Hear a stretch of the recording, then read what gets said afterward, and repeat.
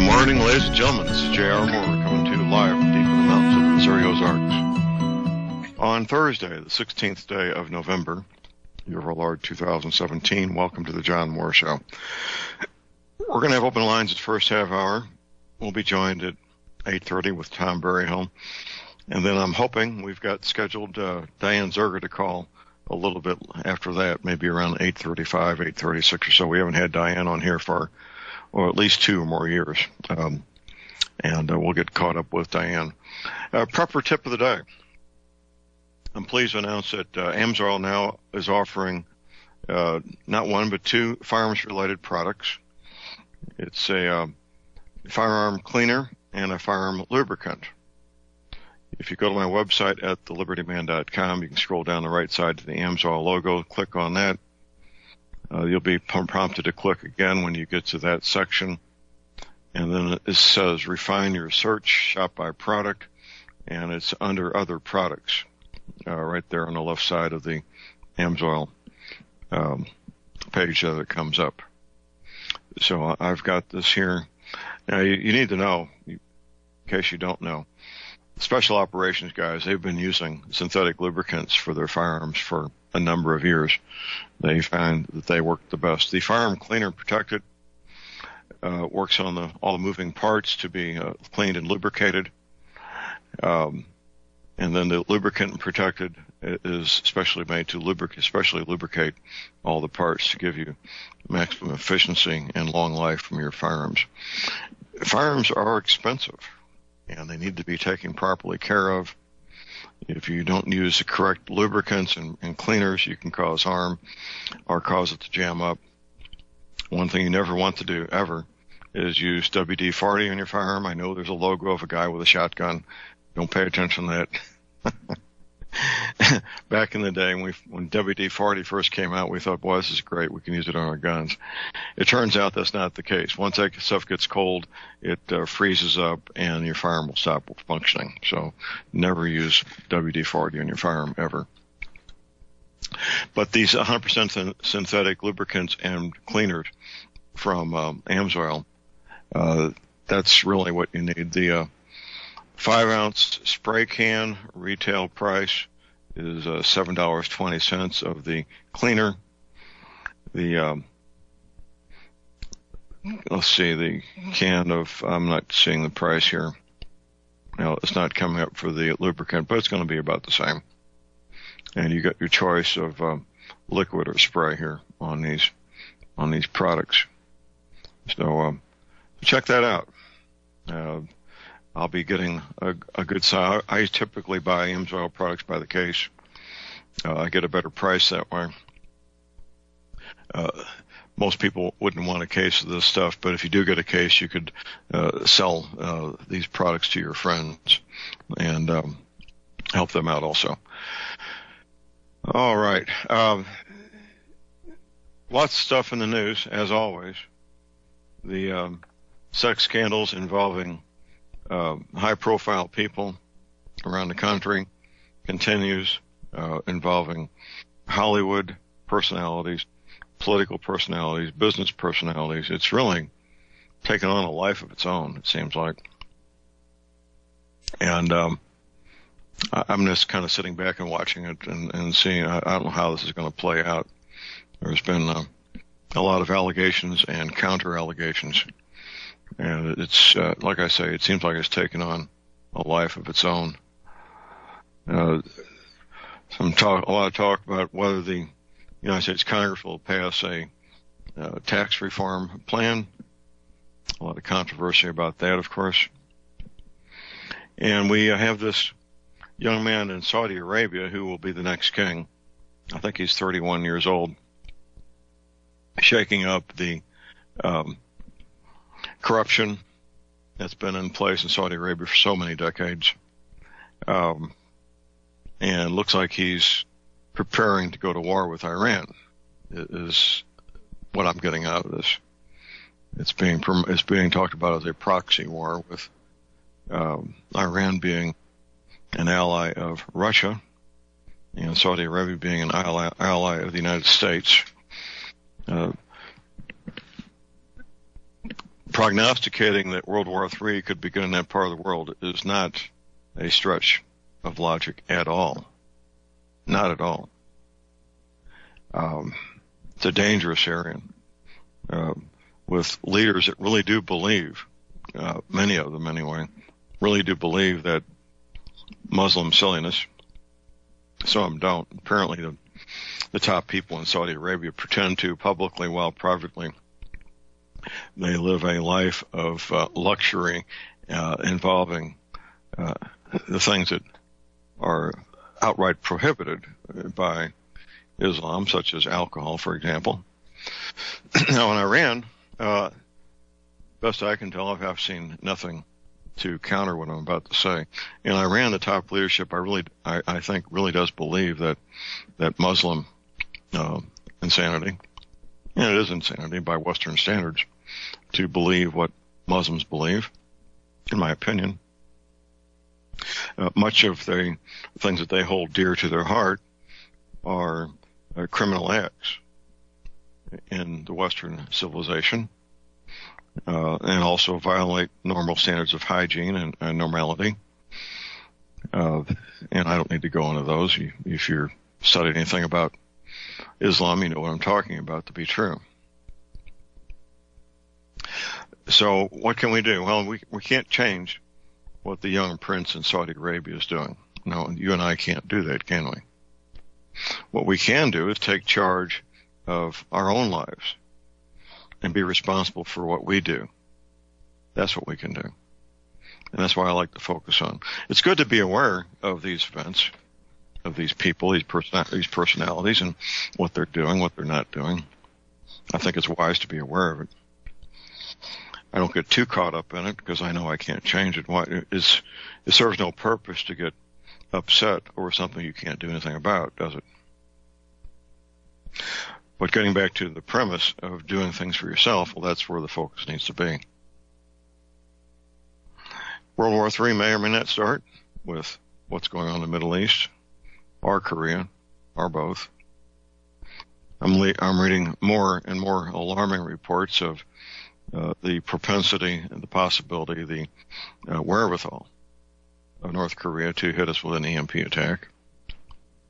That's certainly a clear and present danger. So my advice continues to be, become part of a hobby farm. Seriously. Somehow, some way, become part of a hobby farm. So what is a hobby farm?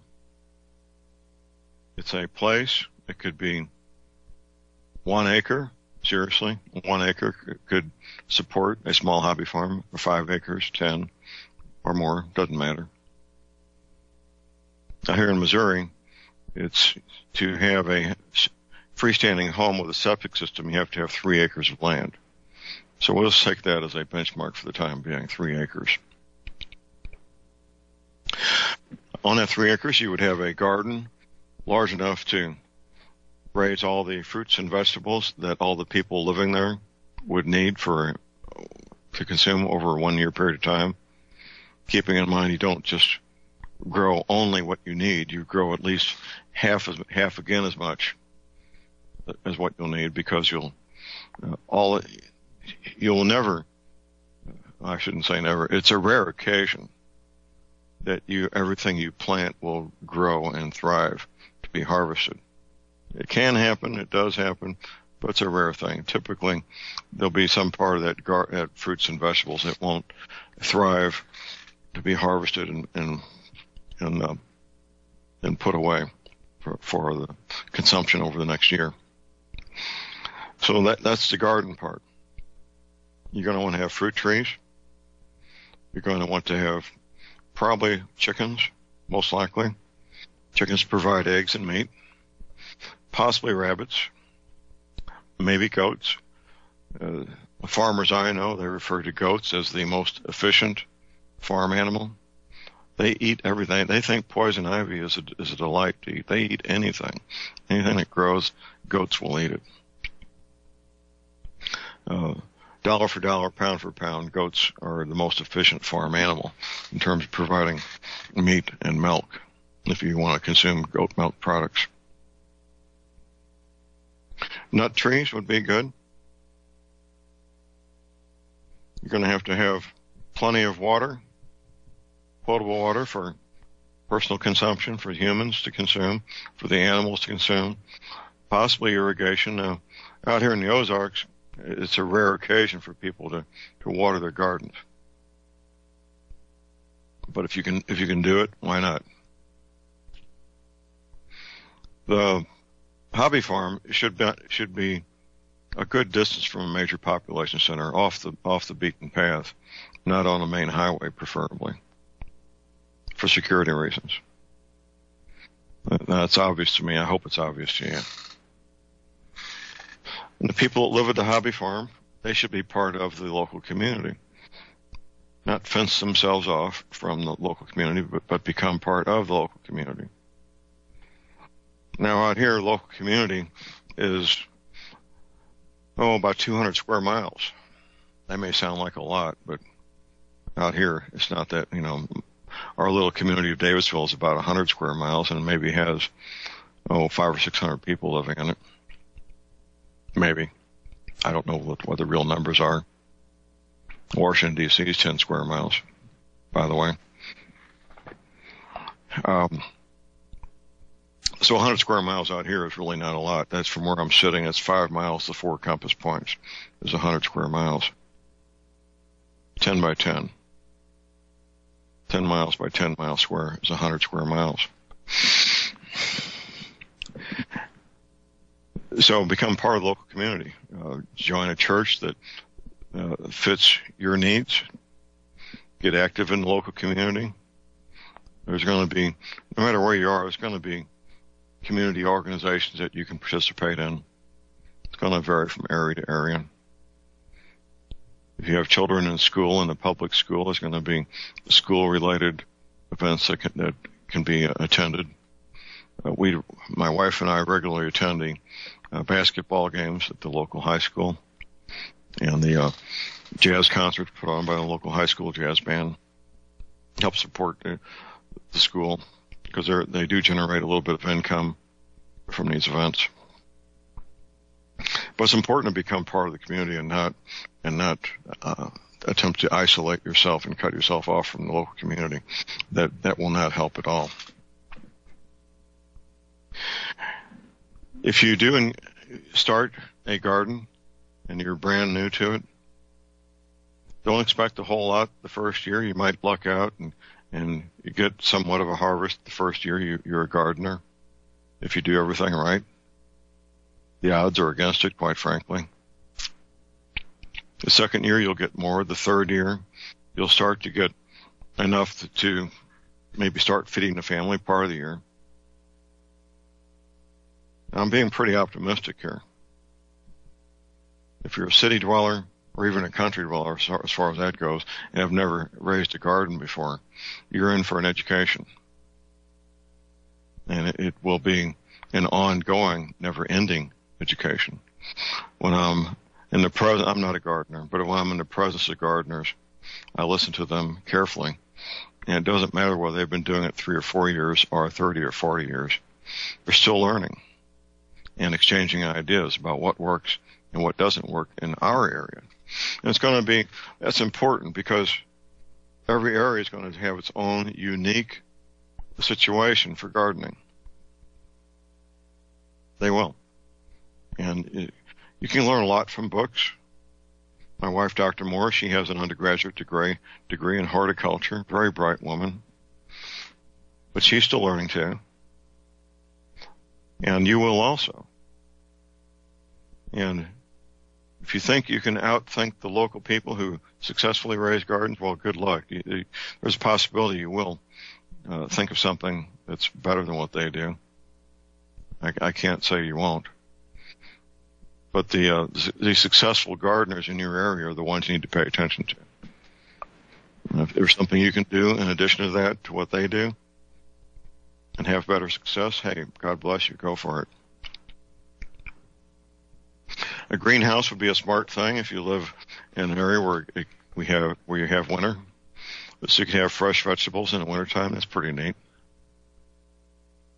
Don Kubley, who comes on the second hour here. He grew up in Alaska, and he didn't know vegetables came from anywhere other than a can. Growing up, canned vegetables, that's all he knew. But having fresh vegetables in the wintertime would be pure delight, to be able to go out and harvest fresh vegetables from the greenhouse and consume them in December, January, February. I was visiting with one of my neighbors recently who moved up here from Florida, and she was being given all these warnings by her friends and neighbors in Florida about the brutal winters in Missouri. And I said, well, I was talking to her about winter in Missouri, in our part of Missouri anyway, south central Missouri. And I said, well, yes, back in the 70s, we had 6 or 7 winters in a row where it got so bad that there were snowmobile dealerships opening up in St. Louis, and the mayor of St. Louis got on the radio asking people to loan their 4-wheel drive Jeeps to the police so the police could conduct patrols, because they couldn't even conduct patrols with their normal automobiles. That was so bad in the early to mid 70s in St. Louis, Missouri. Last winter, our total snowfall was about 3/8 of an inch. That was it. We had some cold weather down in the single digits. It didn't last long. In fact, the last 6 or 7 winters, I rode my motorcycle more in the winter than I did the summer. We had so many days where it was in the 50s and 60s, which is quite pleasant if you're dressed properly. I find it rather ironic myself that I would be riding my motorcycle more in the winter than in the summer. But it gets to be 85, 90 degrees and 90% humidity. For me, it's not fun anymore to be on a motorcycle. If somebody wants to do that, I wish them well. But this cowboy is going to stay in the air conditioning once it gets to be 90, 95 degrees with high humidity. That's not fun for me at all. But if you can tolerate it and enjoy it, hey, go for it. A lot of unpredictable things when you get into gardening. You're dependent on precipitation, sunshine, temperature, soil conditions, insect issues, predator, rodent issues, things that want to consume your, like rabbits, for example, want to eat your lettuce. Squirrels will get in there. Birds will get into it. I looked out the back window of my cabin, I think it was last year, and I saw a deer on its hind legs getting the pears off my pear tree. It was middle of the night, about 2 a.m. or so. Deer are nocturnal animals, in case you don't know, by the way. And I think there's a break. Stay tuned. We'll be right back.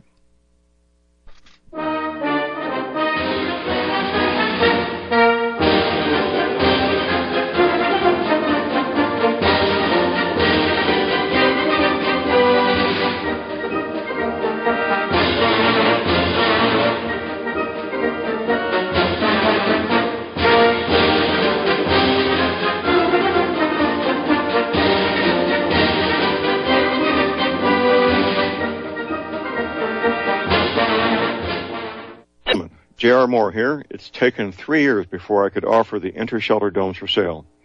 During those 3 years, several different governments and militaries were taking all their production.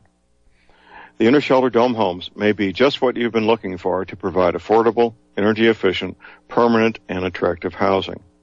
These dome homes are prefabricated units that can be assembled in a few hours by 2 men with a ladder and simple hand tools. Check out the photos of these dome homes built in the Arctic, on tropical beaches, in suburban areas, and in forests. All the details, many photographs, and the pricing of the dome homes are listed on the left-hand side of my homepage at thelibertyman.com. I think you'll find these homes are not only attractive, but they're energy efficient, and a bonus. You can disassemble them and reassemble them as many times as you feel you need to. Pretty great, huh? Something that's very, very unique. Check them out at my website at thelibertyman.com. Thank you.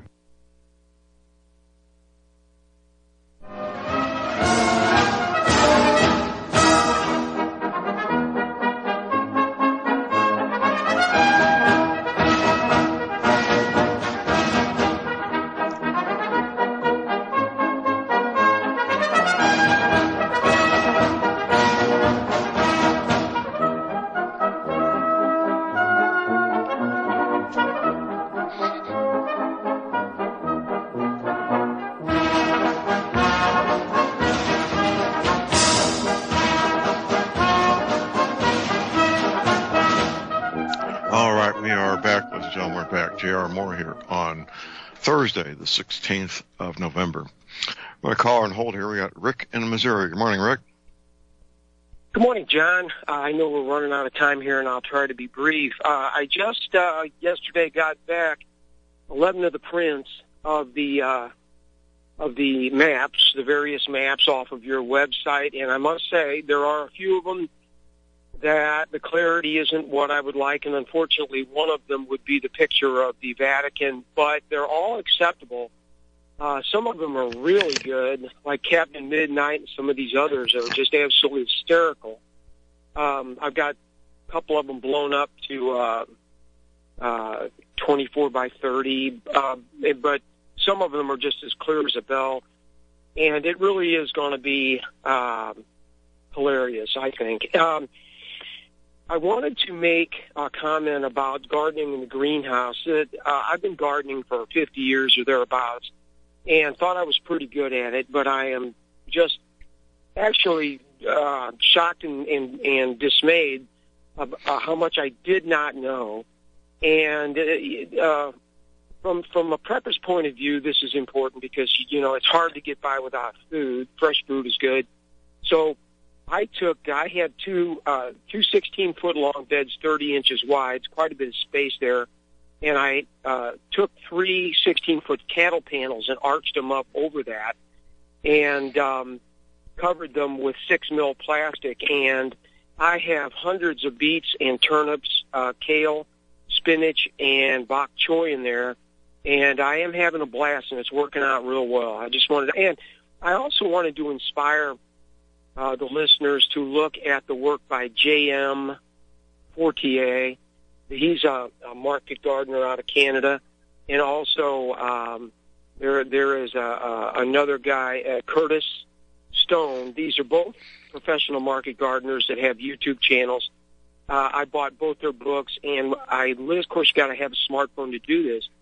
But rather than wasting time listening to the radio while I drive, I listen to their YouTube lessons. They put YouTube lessons up. I would probably inspire people to give that a shot. It is very informative and entertaining, and you do get a useful skill out of that. Very good. Very good information. Yeah. All right. All right. I'll keep you apprised of the posters. Thank you, Rick. We appreciate it. I look forward to seeing them. Okay. We're down to almost the bottom of the hour break here in about 2 minutes or so. And we'll have Tom Berryhill on. We'll talk about my favorite product, the Energy Cleaner, a marvelous healing device. We've literally helped literally hundreds of people get their lives back. Seriously, get their lives back, isn't it? And I find it very gratifying to be able to do that, to help people get their lives back, and be able to do the things that they want to do, and help them have the happy, fun, full, productive life that everybody wants to have and should have, in my opinion. So that's always a great 24 minutes we spend, and hopefully Diane Zerger will be able to slip away and give us a phone call for 3 to 5 minutes, something like that, and give us an update on what's going on with her. Diane's bought more than a dozen energy cleaners over the years, and her stated goal in life was to save the planet one energy cleaner, one person at a time, and she's been quite successful at that, I must admit. But getting back to the premise of a hobby farm, I'm not saying it would be easy. You may not be able to do it on your own. You might need to join forces with an existing family that already has a hobby farm and offer the two things that they need, your time and your money. The two things that almost every hobby farm needs is more hands and boots on the ground and more money to buy the things they need to help that hobby farm thrive. Whatever it takes, I encourage people to become part of a hobby farm, either owning one yourself and living there full time or helping out with an existing hobby farm. That'd be a pretty good deal, wouldn't it? I think so. And take charge. Don't be a victim. Take charge of your life. And you decide the outcome. You decide the scenario, as opposed to waiting for somebody else to do it for you or waiting to become a victim. That'd be pretty wise, don't you think? I think so. And, move forward. Don't just think about it. Don't procrastinate. I talk about energy cleaner procrastinators occasionally. Don't be a procrastinator. Get up out of that chair and do something. Get it done. Get moving. That first step is the most difficult one.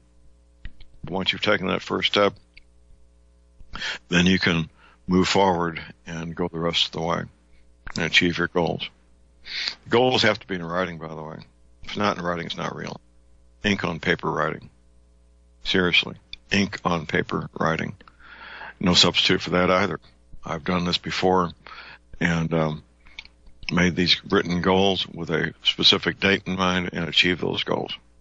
It does work to write down that goal, date it and sign it. Date it the date you sign it and have a completion date as part of that written goal. And put it somewhere you can see it every day. These things might seem silly, but they do work. They do, in fact, work if you follow the guidelines outlined in The Power of Your Subconscious Mind by Dr. Joseph Murphy. That's what it takes to happen. Break should be coming up here momentarily. We got about 3 minutes or so of break time, and Tom Berryhill will be with us. There it is. Stay tuned.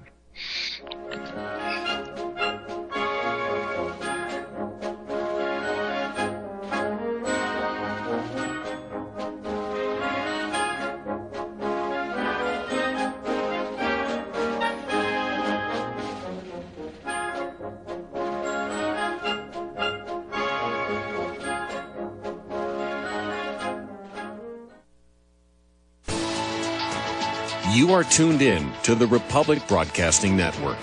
Visit our website by going to republicbroadcasting.org.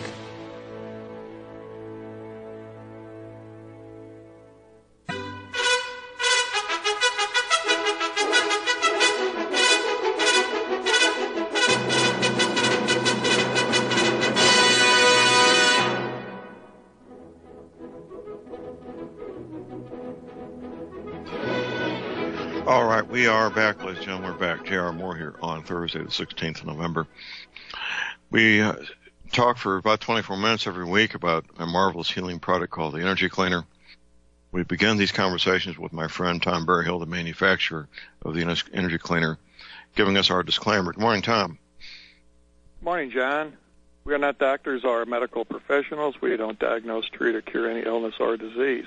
The information discussed today is for your education and entertainment only. If you have a medical condition requiring treatment, you should utilize the services of a medical doctor, chiropractor, or other competent practitioner. All right, thank you. We're hoping that in about a couple of minutes or so, Diane Zerger will call in. She hasn't been on the air with us now for about 2 years or more, and she's been going through some things. And good morning, Diane. Good morning, John. Glad to hear your voice. Good to have you back with us, my dear. I've been giving you some coaching the last couple of weeks about consequences of a surgery you went through on your foot. Give us an update on what's going on there, my dear. Surgery was in 2015, and there was frequent re-injury throughout 2016. And in 2017, I finally started to realize, I'm not healing as fast as I'd like to. I'm going to have to slow down. I'm going to have to start listening to the physical therapist and doing exactly what I'm told, no more and no less. All right. And it's been a painful road. It really has. Right. Now, beginning 2 weeks ago, I started offering some coaching on your situation there. Tell us what's happened in the last 2 weeks. In the past 2 weeks, you recommended putting a spoon in the water that I soak my foot in the morning and in the evening. The physical therapist told me ice water in the morning and warm water with Epsom salts in the evening. The Energy Cleaner really has started to make one heck of a difference. When I went on vacation in October, I did way too much walking. For someone who's supposed to be careful of what they're doing with their feet, both of my feet hurt like crazy when I got done with the vacation. And it was about that time that you and I talked. You gave me some information on decent shoes to be wearing, providing grounding, and you also coached me on the energy cleaner helping, which is exactly what it did, because I healed a lot faster than I would have otherwise. All right. Now, over the years, Diane, you've bought, do you even know how many energy cleaners you've bought over the years? Then I lost count because I wanted to make sure everyone who I loved and had a relationship with, who was important to me, had one. Whether they chose to use it or not, Right. I bought them one.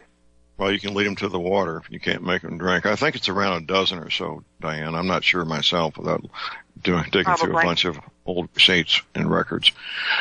Probably. Well, it's good to have you back, and I want to encourage you to keep doing what you're doing with the energy cleaner. And as you're available and can fit it into your schedule, I know with my new time slot here, it's difficult for you to get away for a few minutes, but we appreciate. Well, I'm hiding in my car. I'm hiding in my car in the parking lot where nobody can see me. Okay? That's the only way that I can sneak away where people can't find me. Okay. Well, you're near retirement, and they keep because you're such a productive and bright woman, they keep piling on new responsibilities for you, don't they, Diane? Additional duties as assigned, and that is a bottomless pit with no ceiling. That's the way large organizations work, and that's where you are. And so you're hiding in your car, giving us an update on the energy cleaner. What about now? Some of your relatives, I know, you've got this son who we used to refer to as 10 foot tall and bulletproof. How's he doing? He's having a rough time of it. He decided that the energy cleaner wasn't helping him as much as I told him it was. And he's deployed to a time zone that's hours different from ours. Right. And he's with his group. He's with his team members, and he has the energy cleaner at home, but he decided that it wasn't helping him because, like you said, he's 10 foot tall and bulletproof. He just has to come to the realization someday that his body is not invincible, and he is being rough on it. And it will come. It will. We all know that day will come. And just, I would just take the batteries out of his energy cleaner so it's in good condition when he gets home. And at some point he'll wake up and realize, like all men and women do, that we're not 10 feet tall and bulletproof, but it'll be waiting for him, ready when he returns. Now, you had a brother your brother, I know, has had some pretty good results from the energy cleaner, hasn't he? He has had knee problems because he blew out both of his knees because he was doing these stunts, skiing downhill at Devil's Head Ski Lodge. And he trashed his knees. And because he had knee surgery and had the knees replaced, they're not the best, and he is frequently in pain, so he takes that small pad that you sell on your website, and he puts that around his knees, and it gets rid of the pain. Outstanding. Well, I'm really happy to hear that. My daughter has the same pad, and she absolutely will not be without it because she's a waitress and a bartender, and her feet hurt when she's done with work, and she uses that pad that I also bought from you for her feet. Well, now she lays on it, she puts her feet on it, and she lays on it. Let me give you something that will help your daughter also, because she's on her feet a lot. And this is for anybody who's on their feet a lot. There's a company called Foot Levelers. That's one word, Foot Levelers. And they have a leather insert that they use. It's a computer-generated leather insert. You stand on this thick glass plate, and the computer scans your feet and custom makes a shoe insert just for your foot. Okay. Now, if your daughter can get the Foot Leveler insert and leather-soled shoes, which is not easy for a woman, it's much easier for a man. It's just the nature of the beast. If she can do both, it will help her a lot, Diane. It really will. Okay, I will tell her that. All right. I don't want you to get in trouble for hiding out in your car. I want to thank you for being with us, Diane, and let's have you back soon, and you can give us some updates, okay? Thank you so much, and you have a wonderful day. Thank you, Diane. Bye-bye. Well, Bye-bye, Diane. Tom, Diane was on with us every week for several years, wasn't she? Yes, she was, John. It's been a couple of years, though. Yeah, and she went through this foot surgery 2016, and or the 2015, and it's kind of funny how things work out. As my wife, Dr. Moore, would say, she was meant to be. It just occurred to me to give Diane a call, and she just got back from vacation, and the foot surgery was not healing properly. So I suggested that I was giving her some coaching on using the energy cleaner when she was doing these foot soaks, which she was doing these anyway. But the combination of the foot soak and the energy cleaner has given her relief that she had not had for more than a year. And I'm really happy to hear that, aren't you, Tom? Oh, yeah. And, John, I recommended the same thing to many people. Use a foot bath and put the spoon in there or a piece of wire or anything to get the energy cleaner signal into that water. It'll charge up that entire foot bath, and very, very effective way to transfer that energy into your body. Absolutely. Well, it's good to hear from Diane, and we should be hearing more from Diane, hopefully on a more frequent basis. I can't say how frequently, but she does have responsibilities at work, and this is her work day, and they keep piling on responsibilities for her, and it's understandable. That's the way large organizations work. It doesn't matter whether it's General Motors, Sears and Roebuck, or the Army. All organizations have some similarities in that way, in that manner. But we got people listening all over the country now. Tim Spencer is headed for a doctor's appointment this morning, so he can't be with us. But we have these people telling their stories about getting relief and moving on with their lives because of the energy cleaner. And we've got probably 8,000 to 10,000 people listening right now, Tom, most of whom have issues with either arthritis pain, joint pain, or back pain, or not getting a good night's sleep. That covers probably 3/4 of the people listening to our show, except the ones using the energy cleaner, doesn't it, Tom? Well, that's true, John. And then there's people that are going in for surgery, and when they get home, get out of that hospital and get home, they can put an energy cleaner pad over that surgical incision, and it will heal up very rapidly, and many times leave no scar, little to no scar. Right. We have had several cases where there was absolutely no scar, Amazing. which was very interesting to hear the doctor's comments. I got reports back from that. Doctor just couldn't believe it. Now, in the last few days, I got the largest single order I've ever had for the combination of energy cleaner and mattress pads from Clifford in the Marshall Islands. And I'll be picking up energy cleaners from you, Tom. I believe either today or tomorrow. We haven't talked in detail about when. But here's the deal, ladies and gentlemen. That'll be later today, John. Yeah. Energy cleaner. It's a healing device. That's what it is. It's not a Rife machine, not a TENS unit. The energy cleaner is entirely different technology, puts out what's called an electrostatic signal. Similar to, closest thing you can compare it to would be a radio signal. It's not a radio signal, but if you use that analogy, it'll start to make a little sense. The electrostatic signal goes to every cell in your body, flushing out toxins, bringing in fresh nutrition. That's how it works. That's how it brings the pain relief, because it's actually healing the pain as opposed to blocking the pain signal from getting to your brain, which is what pain meds do. About the size of a cigar box, takes 9 D as in Delta, 9 D-cell batteries, no on-off switch, no gauges, no dials. Simply one LED light, alternately flashing red or green, telling you two things. First of all, it's working. Second of all, it's changing polarity. One place to plug in one wire. That one wire can be attached to a metal spoon and go in the tub of water like Diane is doing, or a bathtub, or a hot tub. Or you can plug in my factory-made fitted mattress pad and sleep on it. That's what most people do. That's what I do. I sleep on energy cleaner signal 8 hours, actually 7.5 hours every night. And that's as simple as it can be. Could not be simpler. Simple as a brick, right, Tom? That's correct. Very easy to use. I mean, it's really hard to hook it up wrong. No, you can't. I've had people with some issues connecting and putting the batteries in, but other than that, it's simple as can be. Only $285, shipping included.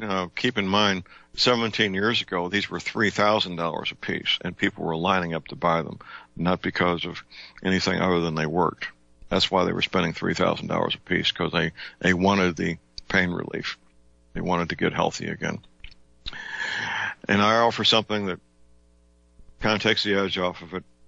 I offer a 30-day money-back guarantee. That's from me to you personally. If the energy cleaner doesn't give you pain mitigation, doesn't help you get a great night's sleep, box it up, ship it back, I refund your money. The mattress pads, they vary in cost depending on what you get. I got the small pad, like Diane was talking about, that you can wrap around a knee or an ankle or an elbow, and then the mattress pads that you sleep on. And this is my home business. I'm the guy that reconfigures the mattress pads and boxes them up and ships them. I'm the guy that boxes up the energy cleaners and ship them. And you can get all the details right there at my website. You can place your order on my website using PayPal, the most secure way to make any payment online, MasterCard, Visa, and checks, of course, can be sent to my address at thelibertyman.com. And I have a toll-free order line 24 hours a day. Don't try to call me. It's an order line only, answered by very polite young men and women in St. Louis, nobody in Mumbai. Thank you very much. Here's that toll-free order line, 800-592-9543. I say it again, 800-592-9543. You know, Tom, my energy cleaner is plugged into my bed. I most of the time, I don't even think about it. It's just there. I have a paper tag on the side reminding me when to change the batteries once a year. And it's just part of my lifestyle that is become so routine that I don't consciously think about it. Although subconsciously, I know that it's there. I know it's giving me relief. And when I come back in from a day of being very active around the ranch here, I know I'll wake up the next morning pain-free, full of energy, ready to hit it again. And that's the way people should be living their lives, don't you think, Tom? Well, yeah, John, I do similar things. I have one on the bed. I have an energy cleaner hooked up on a reclining chair where I sit quite often, and then I also have one hooked up on a couple of chairs that I use in the workshop. So it's always there. If I'm sitting down working on something, reading or relaxing or sleeping, I'm on that machine. Both of our dogs died, but when we had our dogs, we have a separate room. We don't. And if you live in the Ozarks and you let your dogs in the house, you're going to regret it. But we make fun of people out here that let dogs in their house because they're from the city and they're ignorant of living in the country. But we have a separate room that's not attached. It doesn't give you access to the house. The dogs had access to, and two mattresses set up in there, little doggy mattresses with energy cleaner pads. And it was kind of funny. They had their little doggy door to go in and out. And they would, before the energy cleaner, they would just go out and stay out all day. But with the energy cleaner signal on those mattress pads, they would come and go periodically during the day. They'd come in and stay for 15 or 30 minutes and take a little nap on the mattress and go back out and chase the squirrels and the rabbits and the birds and just have the fun, full life that any dog should have. No, Tom, I never owned a dog in the city. I didn't think it was fair to the dog to have a dog in the city. The dogs out here, though, they run free, they run wild, and they have a great life. And with the energy cleaner, they have a longer and healthier life, don't they? Well, they really do. And, you know, John, our dog, he died about 3 or 4 years ago. He was 18 years and 4 months old. And the local veterinarian that took care of him, he got a little wound once on a sharp piece of metal and took him in there to check it out. And they were just amazed that this dog was in good a shape as he was. And when that happened, he was already, I think, 16 years old. And I remember a lady in the veterinarian's office even asked, what kind of dog is that? And I told her, and she says, how old is that dog? And I said, how old do you think the dog is? And she said, about 4 years old. And I said, no, the dog is like 16. couldn't believe it. So right. The veterinarian was amazed that dog lived as long as he did. Amazing. Tom, here's our break. Everybody stay tuned. We'll be back after the break.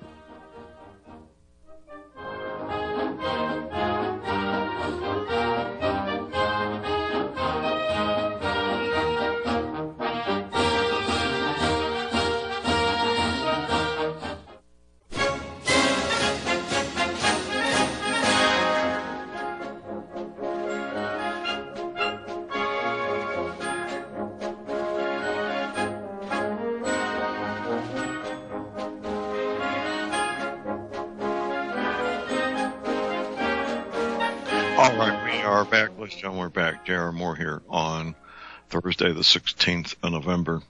And we're talking about the energy cleaner, a marvelous healing device. That's what it is.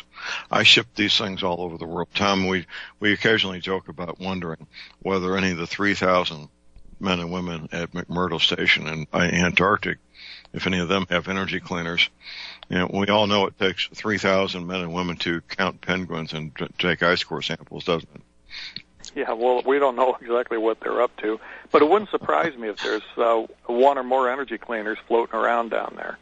Well, they're very bright men and women, and I probably do have some listeners down there that listen in private when they get some time off from counting penguins and taking ice core samples.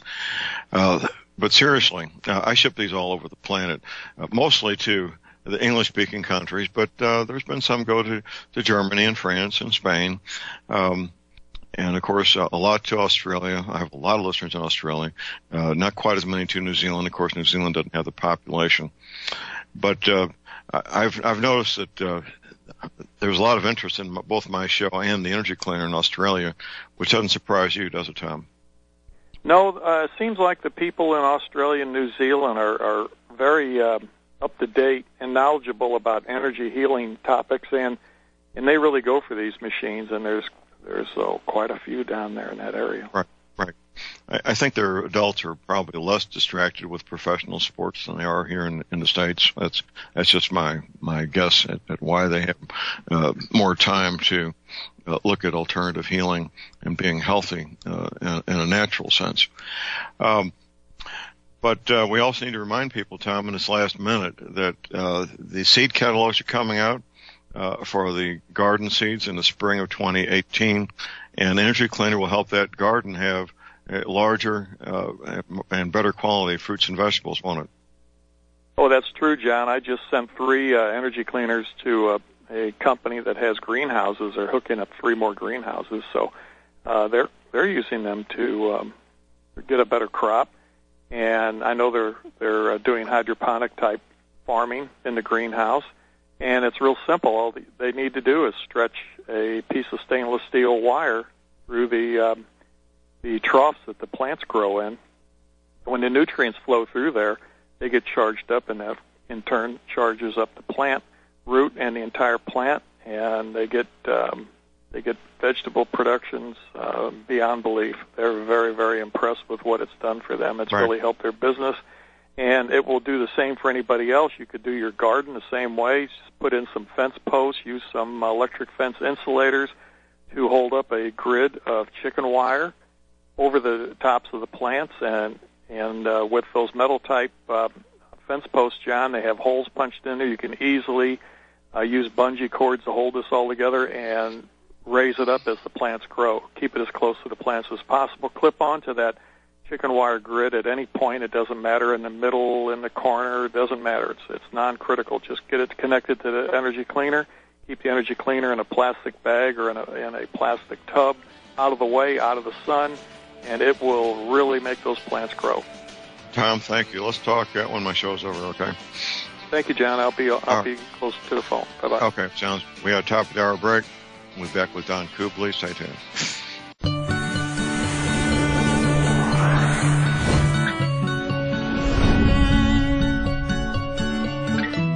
All right, we're back, ladies and gentlemen. J.R. Moore here, our second hour on Thursday, the 16th day of November. Prepper tip of the day. I'm pleased to announce that Amsoil now is offering 2 new firearms-related products they've never had in the past. It's the firearms lubricant and firearms cleaner. If you go to my website at thelibertyman.com, scroll down the right side to the AMSOIL logo, click on there. You'll see, you'll be prompted once you get to the AMSOIL page to click on other products. Other products. That's where you'll find these two firearms-related products, the lubricant and the cleaner. You need to check this out. I've been to the AMSOIL laboratory and talked to the scientists there. They really know their stuff, and they do extensive testing on all their products before they're released to the public to make sure that they'll perform under the most adverse conditions, extreme heat, and most importantly, extreme cold. So check out the AMSOIL Firearms lubricant and cleaner. I think you'll be very glad you did. I look forward to using it myself. We were hoping that Don Kubley would call in. He might be up a tree with a brown bear trying to get at him. I don't know. But these brown bears up in Alaska get to be 12 feet tall, and more likely he is involved in some business-related matter since he does have an international business selling the inter-shelter domes. So we'll have open lines here at Republic Broadcasting. The call number is 800-313-9443. We're going to talk about firearm security. It's very important. We've all seen photographs, maybe been to a historical display of a pioneer home with a flintlock rifle or some type of firearm over the fireplace. Did they do that for decoration? No. They did that because that was the warmest, driest place in the home. And having a firearm that's warm and dry is a good thing. That way, you know, it's especially with a flintlock, for example, you know it's more likely to function when you need it. The flintlock has the lock. That's the trigger and the hammer. There's literally a piece of flint in the hammer, held in place with a screw down mechanism. The flint hits a piece of steel when you pull the trigger that makes a spark, and there has to be dry powder underneath that hammer to ignite the main powder charge. That's how a flintlock works. And everything has to be working just right for the powder to ignite. It won't ignite, obviously, if it's wet, and so forth. So that's why they kept the flintlock rifles over the mantle. I visited the Colonial Williamsburg with my wife when we on our honeymoon, and they had the governor's mansion there, which had been rebuilt from the original blueprints from the ground up, and furnished and decorated because they had accurate historical records. And there were firearms, literally, and swords, firearms and swords, literally covering the walls of the governor's mansion at Colonial Williamsburg, literally. I was working a case a few years ago here in the Ozarks, and a gentleman had probably $10,000 to $15,000 worth of firearms in open display in his living room, great room, whatever you want to call it. Very nicely furnished, very nice firearms, by the way, very expensive firearms, which I don't suggest people doing, by the way. Now, here's what you do. First of all, you need a complete inventory of your firearms in great detail. The make, model, caliber, the serial number of the firearm, any special things have been done to it, aftermarket stocks, whatever optics might be mounted on it, and enough detail that you'll be able to, or someone will be able to assess the value to the firearm and condition the firearm also, of course. And of course, you need a safe. I suggest a good quality safe, the heaviest, most expensive one you can get, with a mechanical locking mechanism, not electronic. Please do not get an electronic locking mechanism, which is how many, if not most, of the new ones have electronic locking mechanism. You don't want to be locked out of your safe because of EMP. You really, you really don't want that. That'd be how tragic would that be? Insurance. Probably the best and least expensive insurance is through the National Rifle Association. Really, you need to check that out. They have, with a routine membership, they have up to a certain dollar amount of insurance, and more available at an extra cost if you need it.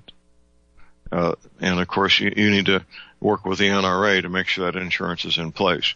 We got a caller on hold here. We got Ted in Honolulu. Good morning, Ted. Hey, good morning, JR. It's 5 in the morning here in Honolulu, but I've become lately waking up early to hear your show live, and it's been a real blessing to me, and just I've learned a lot. Your comment last week about the impending possible war with North Korea, I took it seriously, and I called my daughter up in California to ask her to pray about it and think about being prepared, and she took me seriously, I'm happy to say. And Good. We have followed a lot of your guidelines, and I just wanted to thank you for, alerting us. Do you have any late word on any of that? Well, nothing new. The saber rattling continues on both sides, and nothing new above beyond what I've said in the past. There, Ted, you have to remember just to remind you, the former director of the CIA, Woolsey, says that those 2 satellites that go over the United States every 12 hours do in fact have nuclear devices inside them. That's from the former director of the CIA. Why we haven't taken them satellites out, I don't know, but that's what he says. Well, there's been a lot of discussion here in Honolulu since that announcement, or with these events going, and people pro and con thinking we might be a prime target. But I don't think we are, because they don't have the satellites over us, and I don't think we're big enough that they would want to launch against us. But I have also another reason, though, I think we would not be attacked, and that's because we have a huge influx of Chinese visitors here from China. Right. So And they're buying up everything left and right. They're moving in, so we're actually being invaded by civilians here. Right. Yeah, that's a good point there, Ted, and I agree with you. Anything else? Well, yes, I wanted to mention something. I'm Greek. I talked with you once before about the Greeks hiding their weapons in Crete and fighting the Nazis in World War II, but there's something happening in Greece. November 17 is a big anniversary date for them.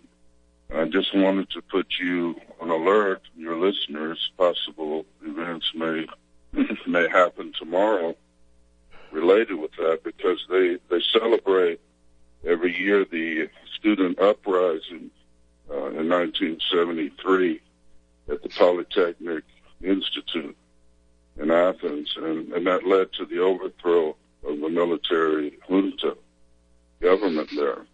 But I think we have been infiltrated by many of them. Our students in America are being trained by them, the November 17th people. So I would just say there may be mischief tomorrow in America. Well, that's a good heads up, Ted, and we appreciate that. Yes, sir. All right. Well, thank you for your show. I'm a listener, and I appreciate it. Thank you. Okay, thank you, Ted. We appreciate the call. Aloha. Aloha, sir. Your call number is 800-313-9443. Yeah, 5 o'clock in the morning. Well, that's dedication. Of course, if it was my earlier time slot, it would have been 3 a.m. middle of the night. Well, God bless people that get up early to listen to the show. Most people in those other time zones, they listen to the archives at Far West. Okay, getting back to firearm security. I also encourage people to have a monitored alarm system They don't cost that much. Typically, they'll put in a system that costs between $1,000 and $2,000 for a minimal charge of maybe $100, and then the monthly fee to monitor your system for $20, $25 or so. It's worth the money. Seriously, it is worth the money to have a monitored alarm system. One of the main reasons what I tell people to have a monitored alarm system is when you come home, you know for a fact that your home is empty and nobody's inside it when you've got a monitored alarm system. And that's certainly some peace of mind to be coming home, whatever time of day it might be. You might be coming home at noon or coming home at midnight. It's peace of mind to know that your home is untampered with. And that's a peace of mind that you get with a monitored alarm system. You also might want to check with your insurance carrier. You may get a bit of a discount on your homeowner's insurance because the alarm system also monitors for fire. And if there was a fire, even if you're not there, the alarm company would notify the fire department. So frequently you can get just a bit of a discount with your homeowner's insurance. Now, if you're a renter, that kind of complicates things. You would get renter's insurance instead of homeowner's insurance, of course, which you should have. And to install the alarm system, you may need to get permission from the owner of the property that you're renting, which may or may not be a difficult thing to do. And then go from there. Make sure you've got good quality doors and good quality deadbolt locks on the doors. Make sure there's outdoor lighting that's on all night, every night. Criminals don't like to be lit up. They really don't. They want to work in the dark. Criminals do not like light. Seriously, they do not. They want darkness. So the areas where the doors are need to be illuminated all night, every night, no exceptions. Having trusted neighbors. Now, out here in the Ozarks, I remember my sister-in-law asking me, she says, John, your neighbors, they got 20, 30, 100 acres, and they have their homes right up next to the highway. Why is that? And I said, well, here's the reason.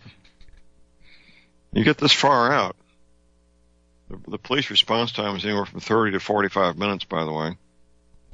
When you get this far out, the only security you've got, quite frankly, the only security you've got is a trusted neighbor who can physically see your home.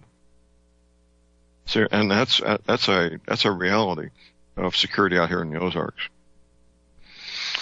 When I first started doing criminal investigations, 44 years ago, 1973, property crime was a big problem. And here we are, not quite a half century later, and property crime is still a problem. Now, things have changed.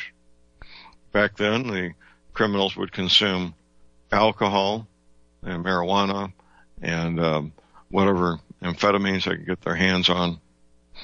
Now, half a century later, their children, grandchildren are consuming alcohol and heroin and amphetamines. Wake up at the crack of noon, start getting stoned, find something to steal towards the end of the day, buy some more of their preferred drugs and alcohol of choice, and pass out around 2 or 3 in the morning, and wake up at the crack of noon the following day to repeat. That's their lifestyle. And here locally in Sullivan, Missouri, the bowling center owned by a friend of mine was broken into twice. National news, several businesses in close proximity. His bowling center, a tavern across the street, a fast food restaurant right next door. The video surveillance showing these young men acting in a quite bizarre behavior, barking like dogs, get their body temperature getting so hot that they took the soda squirter at the tavern and were showering themselves to cool their bodies down. They were getting so hot. Made national news. Sullivan, Missouri, a little town of 7,000 people, where the drug culture is in the process of destroying people's lives in little Sullivan, Missouri, population 7,000, just like the big cities. New York, Chicago, Miami, St. Louis, Kansas City, Denver. All these big cities have similar problems. But Sullivan, Missouri only has 7,000 people. It doesn't have to be a big city for people to decide they're going to destroy their lives.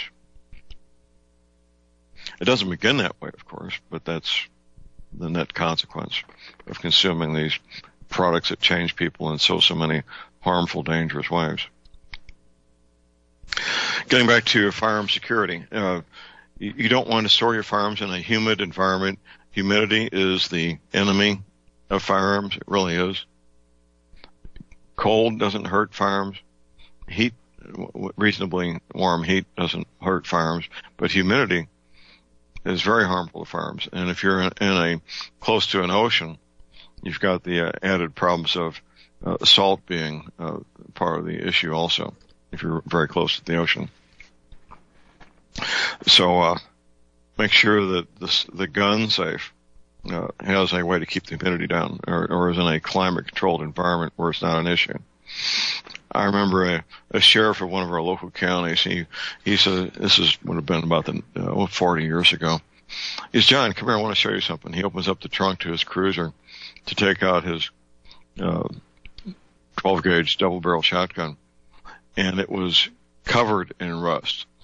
And this is a big, tough guy, World War II veteran. He carried a BAR in the South Pacific, and real close to having a grown man cry there. It was really something, and he was pretty disappointed.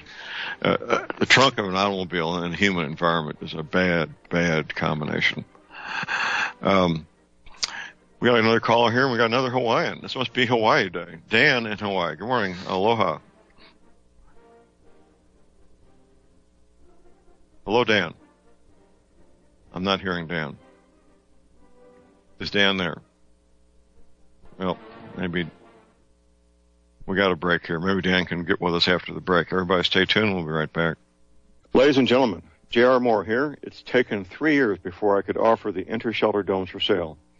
During those 3 years, several different governments and militaries were taking all their production.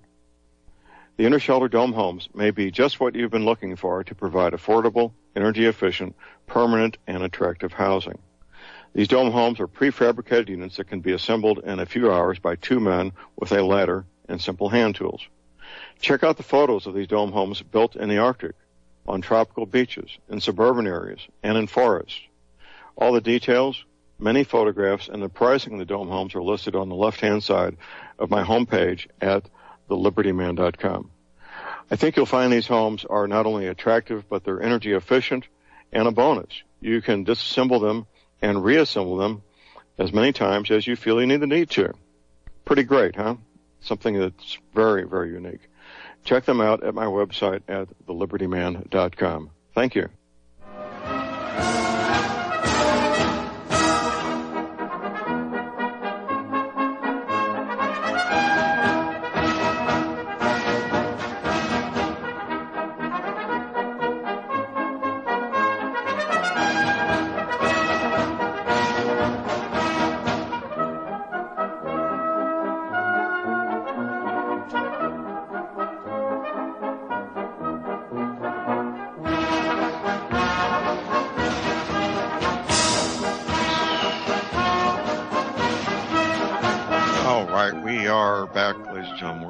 J.R. Moore here on Thursday, the 16th of November.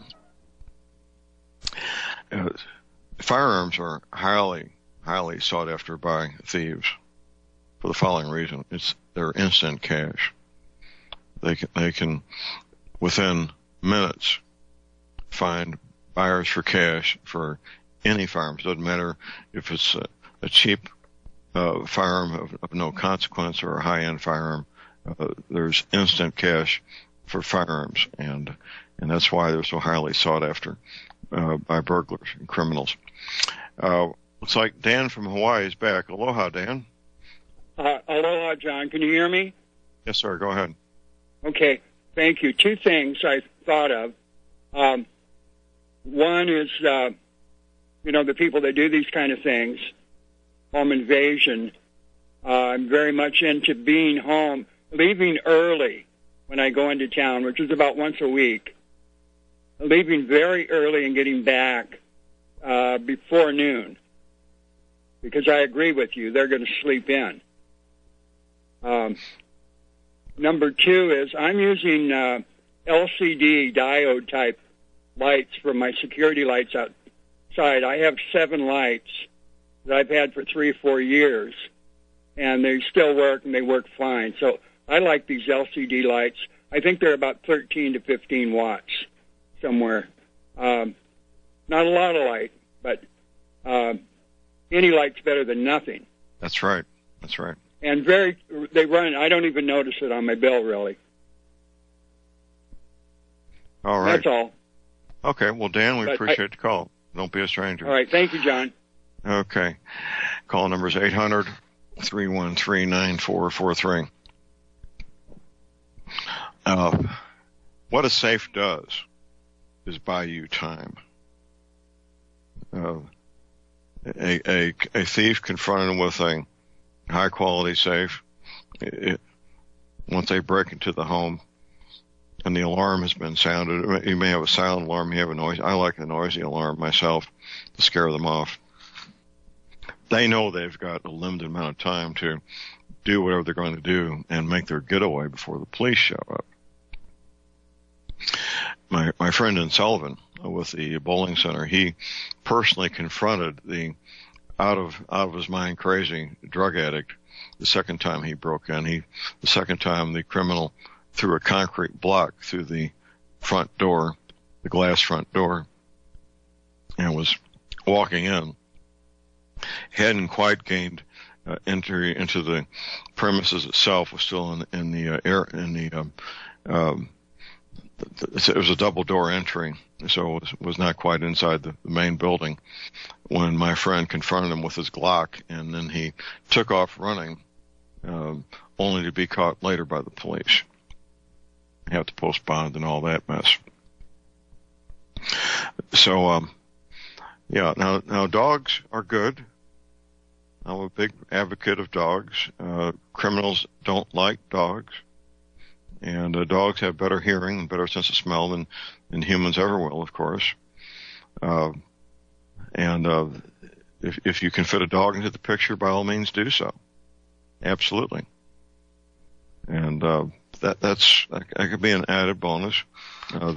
These dogs, they become very protective of their masters, and dogs have been known to give up their lives to protect their masters.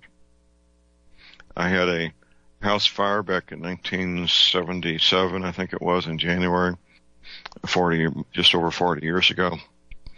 And no, I didn't have a smoke alarm at the time, but the dog woke up the family and saved us from either serious injury or death. I'm not sure. I mean, there's no way to tell, but the dog did wake us up and save us, my wife and young child.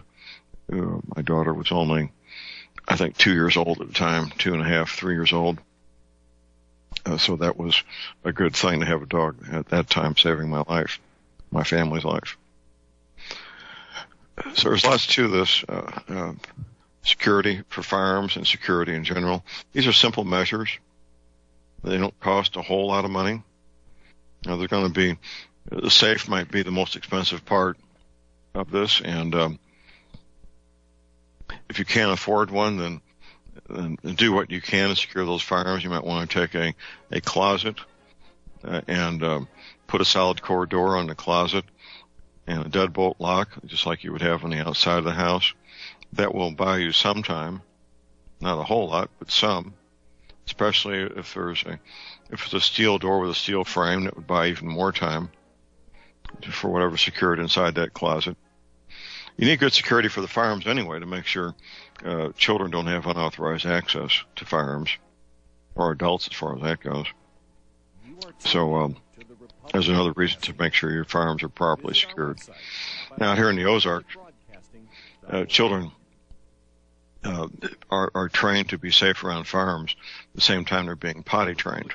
It's just part of our culture out here, is to train youngsters to be safe with firearms at a very early age. And that's the way it's done. That's the way it's done out here in the Ozarks. Here's our break. Stay tuned. We'll be right back.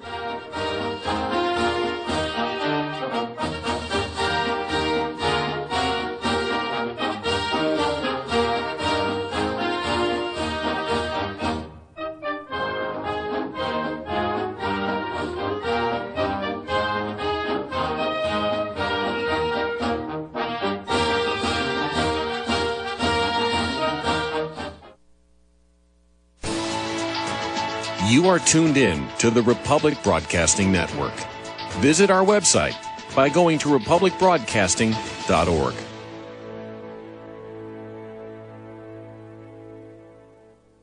Gentlemen, J.R. Moore here.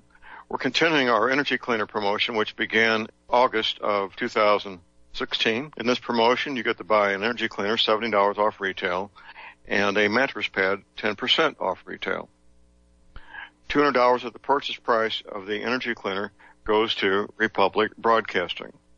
This is a great way to help get energy cleaners out to people who need them and have some financial issues to deal with. And, of course, a great way to support Republic Broadcasting. Here's what you do. Send in a postcard. My address is John Moore, P.O. Box 201, Davidsville, Missouri. We pick a postcard every 2 weeks. If your postcard is drawn, you get the chance to buy the energy cleaner, $70 off retail, and 10% off the mattress pads. Put your name and your address, your telephone number, and your email address on the postcard, and we wish you the best of luck. Thank you.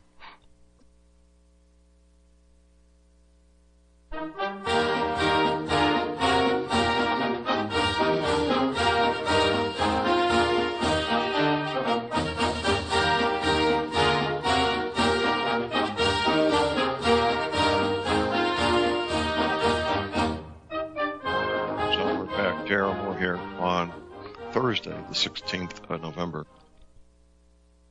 My website is thelibertyman.com. That's thelibertyman.com. Lots there, lots to find. I'm finding out that my section on John's survival and tactical gear needs to be redone because many of those listings have expired on Amazon, and I apologize for that.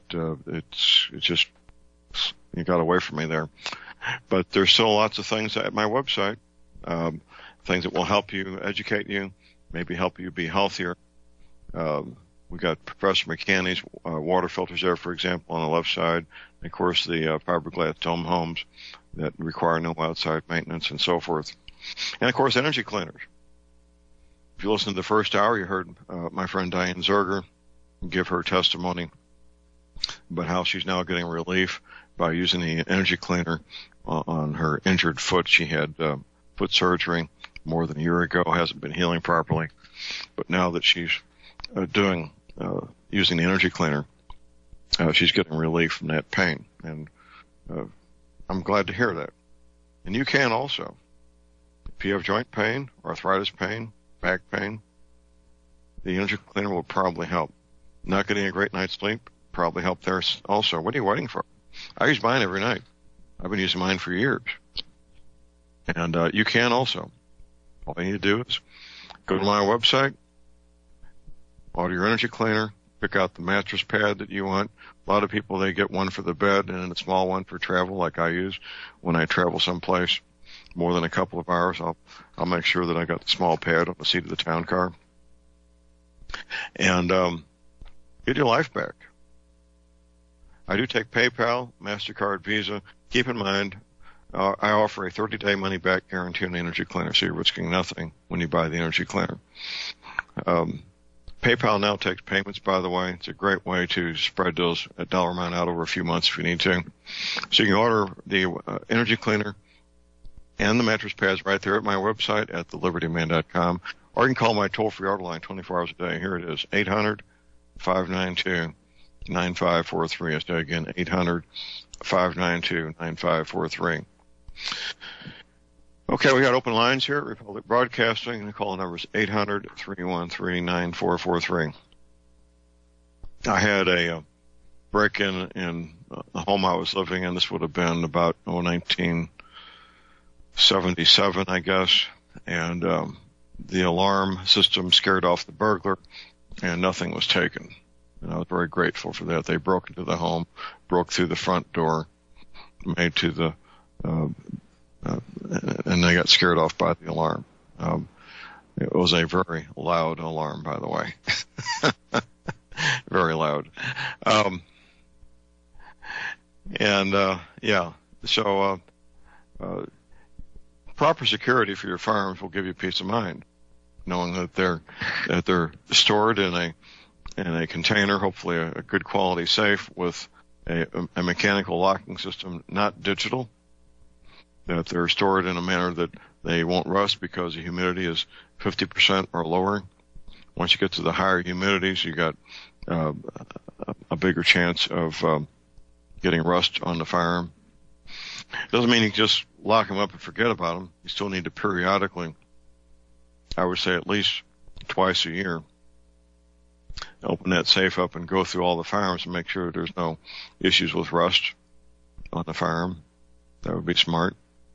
And of course, you should be practicing with your firearms anyway and be taking them out and using them, making sure they're properly sighted in, that you've got all the skills you need to get that rifle, shotgun, or pistol to function in the way that you want it to function, that you can hit what you want to hit, and then clean it up, make sure it's properly lubricated, and put it away till the next time. That's just the whole procedure, isn't it? One that I believe all Americans should be doing. That's my belief. I know all Americans aren't going to do it, but the ones that do will be prepared to defend innocent life and property. That's the whole nature of the beast, isn't it? And of course, there's all the recreational uses for firearms, which there's many, many sporting activities involving rifles, shotguns, and pistols. Hunting, of course, is the one people think of, but there's all kinds of competitive matches. There's the cowboy action shooting. There's a 3-gun competitions. There's skeet. There's trap, and so forth. High-powered rifle competition where you're shooting at targets from 1,000 yards away. Now that takes some serious training to be able to do that and do it successfully. So, when you get these firearms, you need to use them. That's what they're meant for. They're not meant to be display pieces. Many are seriously works of art. I know at the Bass Pro Shop there in Springfield, their headquarters, they have a room off to the side of the firearms section where they have the real high end, mostly shotguns, but also rifles and pistols, that truly are works of art that can cost many thousands of dollars, and they're worth many thousands of dollars. And they truly are works of art that, if I owned one, I'm not sure I would ever shoot it. But that's a whole different area of gun collecting, which I've never been part of. Not that I wouldn't mind being part of, but I've never had the financial wherewithal to participate in that part of the gun culture, shall we say. So getting back to firearm security, lights, locks, alarms, and insurance. Let me say that again slowly. Lights, locks, alarms, and insurance. Lights, obviously. Outdoor lighting, all night, every night. Locks, good quality, not the cheap stuff. Good quality deadbolt locks on solid core wood doors, or preferably steel doors with steel frames, even better. Alarms, well, a monitored alarm system. They really aren't that expensive. They aren't. It'll really be some peace of mind for you. Insurance. Well, you need most homeowners policies will insure up to a certain dollar amount on any collectible. It could be not only firearms, but cameras, stamp collection, coin collection. They'll insure up to a certain dollar amount. Then you have to buy extra insurance on top of that regular policy. You may want to check out the NRA's insurance. I think it's going to be the least expensive for the most amount of coverage, quite frankly. I really do. You do your shopping, make your comparisons, and be sure you have the insurance. Once again, more peace of mind. if you do everything that I suggest, the odds of you being a victim of a burglary are dramatically reduced. There's no guarantees, obviously, but dramatically reduced. And the odds of being restored after an event is basically 100% if you do it right with proper insurance. The firearms have to be documented. And, of course, a police report needs to be made that the firearms were stolen. That's going to be an essential part of it. And then the insurance company will make you whole again. That's a legal term, to make you whole again, and compensate you with money for the dollar value of the firearms that were stolen. If everybody did this, it would make life a lot harder for the burglars. They might actually have to go to work. I was talking to a gentleman the other day about copper thieves. He bought a house in our neighborhood here that the copper thieves had been into, and how many hours the thief will put in to steal the copper and sell for very little money. And I was telling him about how the city park in Viburnum, Missouri, has a pavilion down there. It has lighting in it, or had past tense lighting in it.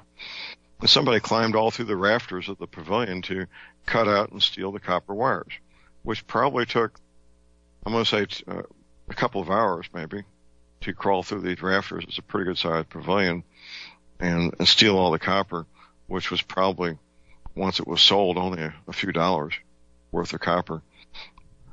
Copper thieves is a different breed of man, by the way. I've never heard of a female copper thief, but I recall we represented, when I was working for the state of Missouri, a copper thief who had lost one arm from the elbow down while stealing copper that was electrified, obviously. And that had been a few years before we were representing him on another copper theft charge. So this guy was incurable. He lost one arm from the elbow down stealing copper, and then was arrested and charged several years later for the same thing. It probably had been just the most recent time he'd been caught. These men, that's their life. They regard the men and women who work as being stupid for wanting to work for a living, and they regard themselves as the smart ones. The criminals regard themselves as the smart ones because they don't get up and go to a job every day and have somebody tell them what to do. Pretty amazing, isn't it? Human behavior. Pretty amazing and pretty predictable. That's one reason that the Holy Bible is such an excellent book to study, because, among other things, it's a study in human nature, which hasn't changed in 2,000 to 3,000 years. Human nature remains the same, and it always will remain the same. Nothing's going to change it, except people's hearts. People can change their hearts, of course. And we may have smartphones and computers and airplanes and all these modern technology on one hand. On the other, human nature hasn't changed a bit, and it's not going to. So the Bible is a very valuable tool to learn and understand human nature. Your ammunition and your gun accessories should be secured also. They don't have the attention of the criminals as the firearms themselves do. Ammunition is heavy and not as easy to sell. It doesn't get to bring in the premium price that firearms do. All your accessories, such as magazines and optics and so forth, they should be properly secured also. Not necessarily in a safe, but in a secure, dry place. Ammunition needs to be protected from humidity, just like the firearms do. Humidity is the enemy of ammunition, and heat. The heat won't necessarily hurt the firearms if it's not too extreme, but heat will cause the ammunition to probably degrade. It would take a lot of heat for a long time, but I wouldn't want to expose ammunition to a lot of heat. There are chemicals inside those cartridges, and the chemicals can respond to high heat and degrade. But humidity is the main enemy of ammunition, so you need to protect your ammunition from humidity. Now, I've taken the precaution of storing some of my ammunition, not all of it, but some of it, in vacuum vacuum sealed plastic bags. And if it's something I really want to protect, whether it's a book, and there are several books that I protect in this manner, I use not one but two vacuum sealed bags, because I've had about a 7 or 8% failure rate of these vacuum sealed bags. So if I seal one bag inside another, that diminishes the chances of having complete failure of the vacuum sealed bag. And there's basically just very few books that I keep in that way. A copy of the King James Version Bible, one of my Bibles, I have several, is vacuum sealed in the safe with the guns. A copy of 6 Ways In, 12 Ways Out, a book that I sell at my website, vacuum packed in my safe. A copy of the Special Forces Manual, which the manufacturer and the publisher is now out of business. I believe they're already out of business. I'm not positive, but I probably have to remove that from my website. Vacuum packed in my website, in my safe. And then Professor McCanney's book. I don't sell Professor McCanney's book on surviving Planet X. That's vacuum sealed in my safe as well. It's a short list,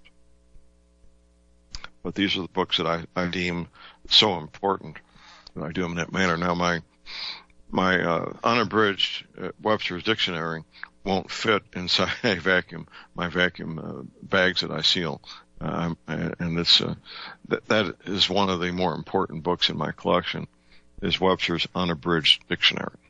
I tremendously value that book. And then I've got a copy of Webster's Dictionary from, oh my goodness, what year was it? 17 something. It's a reprint, obviously, not an original edition. That's a good reference book. And Black's Law Dictionary is another excellent reference book. I love books.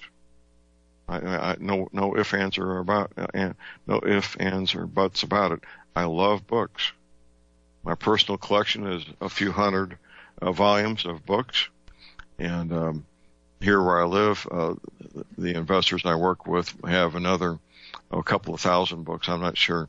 We've never done an inventory of the books we have, but it's several thousand volumes of every genre that you can imagine, from children's books to science to history to all kinds of topics, animal husbandry, mechanical things, and so forth. And as much as I like my Kindle, I love my Kindle, I'm a big believer in ink on paper books.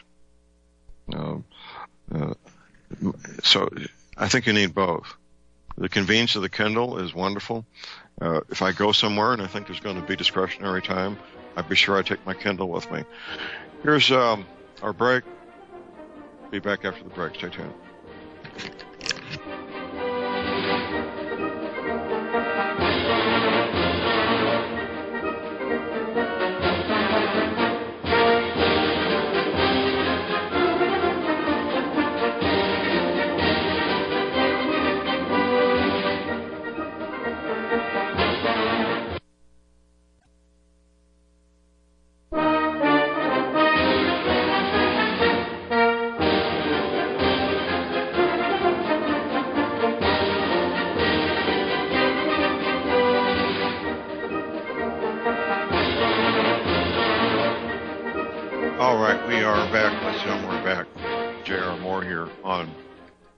Thursday, the 16th of November. Firearm security, it's not optional. It's one of those things that people don't like to think about.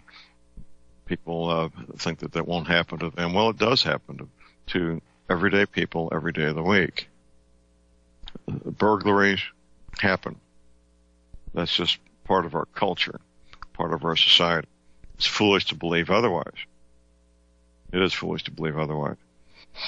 Taking measures, proper, prudent measures beforehand, will protect your firearms from being stolen, protect those firearms from ending up in the hands of criminals to be used for criminal activity, and so forth.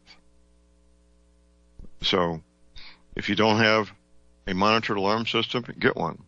If you don't have a safe for your guns, get one with a mechanical lock on it. Make sure you've got lighting at the around your home near the entrance doors, all night, every night. That's not optional. All night, every night. Criminals don't like to be illuminated. Video surveillance is excellent. It helps if there is a burglary. If the video is set up properly, the police may be able to identify the burglars and be able to apprehend them and lock them up and let the system do what the system does to hopefully straighten out a young man before he descends any deeper into his criminal activity. Sometimes the system works, sometimes it doesn't. That's really not your concern. Your concern is the security of your property, the protection of the innocent lives of the people that live in your home, and so forth. These monitored alarm systems have a panic button feature. So if your home is being invaded, you can hit the panic button, and it will instantly alert the fire or the police or the paramedics, whichever panic button you hit. You got your choice of three: the fire alarm panic button, the paramedic alarm panic button, and the police alarm panic button. Your choice. And then the appropriate first responders will be dispatched to your location. It's great when everything works, and if there's a reasonably short response time. Out here, like I said, the police response time is 30 to 45 minutes. Fire department can be on the ground in 6 to 10 minutes. The volunteer fire department is very good and very quick at what they do. Once typically 15 to 20 minutes. They've got to come some distance to get here with an ambulance. That's a long time. That's a real long time. In the big cities, if things aren't too covered up, there should be a relatively quick response time for the police. Although sometimes I know the paramedics are covered up taking people to emergency rooms for a runny nose. Once people figure out they get a free ride in the ambulance in the city, they start taking advantage of it, but that's just the nature of people being people, isn't it? Just about time here. Tomorrow morning we'll have Tom Berryhill. We'll be talking about emergency survival communications. Dr. Phil Myers, second hour, talking about health-related matters. We have a new feature, the second hour, the health tip of the week. And so that's a lot of fun, the health tip of the week. And we also, on Tuesdays, have the essential oil tip of the week. A couple of new features that I'm getting a real good response to. We got the holidays coming up. It will be 2018 in about 6 weeks. How about that? It will be 2018 in about 6 weeks. This year has just slipped away from us, hasn't it? Don't forget, field training exercise, USS Liberty, December 31st, 2018. You got 13 months to give yourself time to get ready for whatever you think is you need to get ready for. Your choice of any 5 scenarios or all of them, quite frankly. That's it for the day. Get your medical supplies, your energy cleaning, your essential oils now while you can, your firearms ammunition. Never ever give up your guns. Have a fun, safe, productive day, and God bless America.